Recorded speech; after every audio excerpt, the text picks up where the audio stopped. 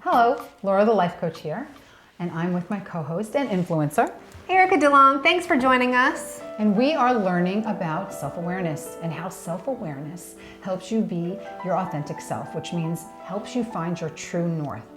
So what we're going to do is we're going to go over the 5 pillars of how to become more self-aware. All equally important to understand each pillar of the self-awareness. Right, so let me go over those 5 with you.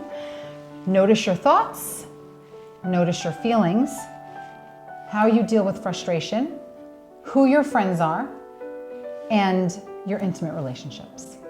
And today, All very important. they are all really Yes. important.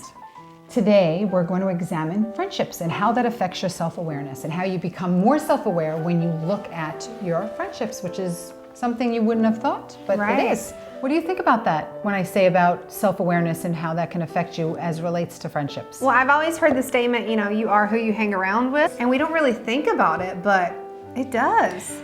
It makes me think about this. My niece Leah used to watch Caillou, and I'm not downing Caillou. If people watch Caillou, it's fantastic, and Leah's 18 now, so her mom didn't want her watching it because Caillou was naughty, right? Okay. So it was And I teaching don't know lessons. about Caillou, so what did Or maybe they it's do? not even around Is anymore. it like a Dora the Explorer? What is that? It was like that. It was like one of those Okay. like PBS type of cartoons. And her mom, my sister-in-law, Deneen, started to discover that her daughter was being very mischievous.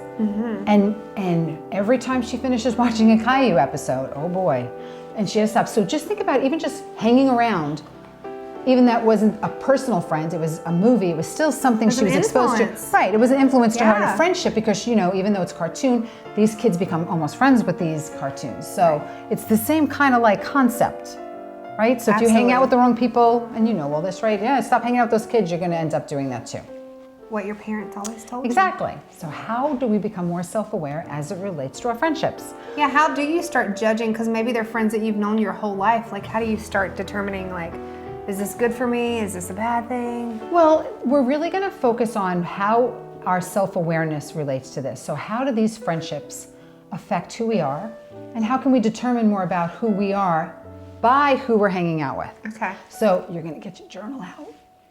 Always goes back to that journal. So important. journal. Please get you one today. Yeah, get something, some paper or your computer Yes. out, right? Do you have more short-term friendships or more long-term friendships? Because that'll say something about you and you want to become more self-aware about yourself. So what do you think about yourself?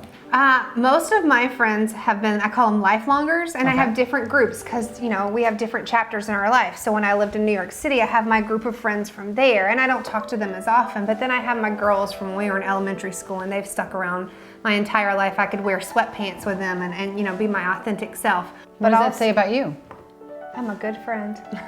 No, And that's but okay to think it means that I have a healthy boundaries with friendships because Yeah. I would think so. So it means you're more self-aware. She's Yeah. aware of her healthy boundaries. I have long-term relationships with people. Like my friends become part of my family. Right. Right? Some people like, friends are here, family's there, but maybe it's the Italian in me, but I just group them right in there. Come on, have some pasta, Okay. Now, what happens if somebody is having only short-term friendships? What does that usually indicate, or what would that mean? What does that look like? Probably you're not very self-aware. You know why? Because if you don't know what you really want, your values and who you want to hang out with, you're going to keep trying and leaving and trying and leaving because you're not sure what you really want. You're not sure what's making you happy because you don't know yourself well enough. And this is why becoming self-aware makes you happy. Yes. But maybe they're just not the core ones for you. So I'm not a big party girl. I don't really like to, I'm more intimate, so I know that people who want to have 10 friends and party hardy, we just don't connect well. Because I'm self-aware enough to know what I like, I find the people who work with the things that make me happy, it makes them happy, and then I'm happier. Right. You get the whole thing here, right? It's a big old rippling effect. It's a big old hashtag rippling effect for sure. Right, so what types of people do you avoid? Those that are filled with like drama, negativity, maybe you gossip all the time, because I feel like that just bleeds into like negativity that you don't need in your life because you want to have that rippling effect of positivity. And if Right. you keep bringing the negative in, then that's what you're going to absorb and start giving out yourself. Exactly. And how do you avoid them? You always want to have compassion and love for Right. everybody because they have their own space. They're doing their gossiping. if they're in a negative space, they have to find help for themselves, or they can ask. It's not up to us to say to somebody, you're a gossip all the time. And if they ask you, well, why don't you call me anymore? Say, I really don't appreciate you gossiping all the time. It doesn't, whatever that looks like, however you want that to look like for yourself. What if it's family? What if it's family that you can't avoid and they're always negative? Like, what do you do in that situation? Okay. Not speaking from personal experience. No, but that's okay. It's a really, really good question, because social conditioning teaches us that family, no matter what, they're blood. No matter how much pain they bring you, they're blood. You're really but of course, this is how I feel. I just feel like I'm 53 years old, and if anybody out there, if they're a family member or whomever, and they are just draining me down, I will be there for you if you need blood at the hospital, but I don't have to talk to you every day. I don't have to call you. And that's just me. I've worked so hard to be in a really good space, and I feel like with family, I can say that to them, and if they don't really enjoy that or like it, they don't have to, because I feel like we allow ourselves to keep getting exposed to these toxic relationships, because nobody's toxic. It's the relationship that gets toxic, or when somebody calls and you're just like, oh, and I have to just be completely honest. This happens sometimes with children and their moms, or their dads, and they're like, but it's my mom, and I know that's really difficult, and I'm not telling you to ignore your parents or anything, but you have to have the hard conversation, or you have to say, maybe not answer the phone, or whatever that looks like, because it makes people sick, literally violently sick, because of the stress that it creates. Oh my God, she's saying this again, but you keep taking it, and that's a whole nother show.